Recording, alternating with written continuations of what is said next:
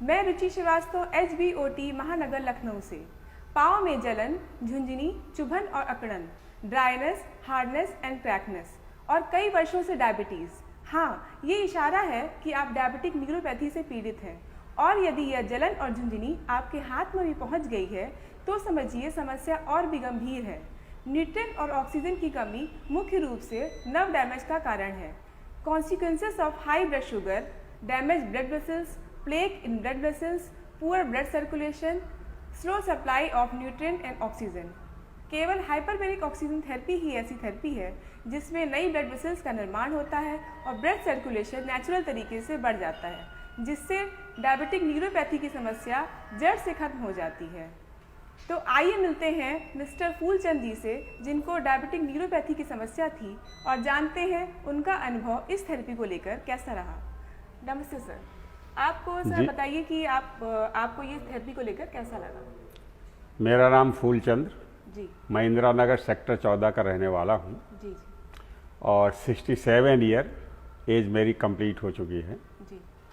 2005 से मैं डायबिटिक हूँ और मुझे ये फील हो रहा था कि मेरी लेफ़्ट थाई ये बड़ी टाइट हो गई थी, यानी इस पर झुंझुनाहट परमानेंट बनी रहती थी। कई बार डॉक्टरों को दिखाया लेकिन कोई इलाज इसका नहीं हो पाया। साथ मेरे हाथ की उंगलियों में झुंझुनाहट शुरू हो गई थी और एक एक घंटे तक झुंझुनाहट बनी रहती थी, ठीक नहीं होती थी ये। तो मेरे मित्र ने जो HBOT का डाइव ले रहे थे, उन्होंने मुझे सजेस्ट किया, तो मैंने भी डाइव लेना शुरू किया और मैंने 49 डाइव्स ली। तो उसका रिजल्ट अब ये हुआ कि मेरे पैर जो करीब 20 साल से ये जाम था एक तरह से और पत्थर जैसा हो रहा था, वो तो बिल्कुल ठीक हो गया और हाथों की झुंझुनी बिल्कुल ठीक हो गई है।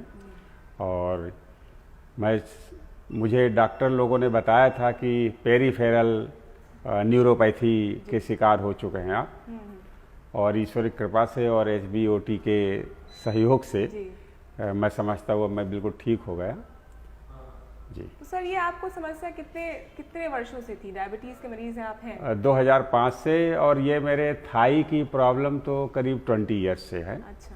और झुंझुनाहट 2015 से। जी।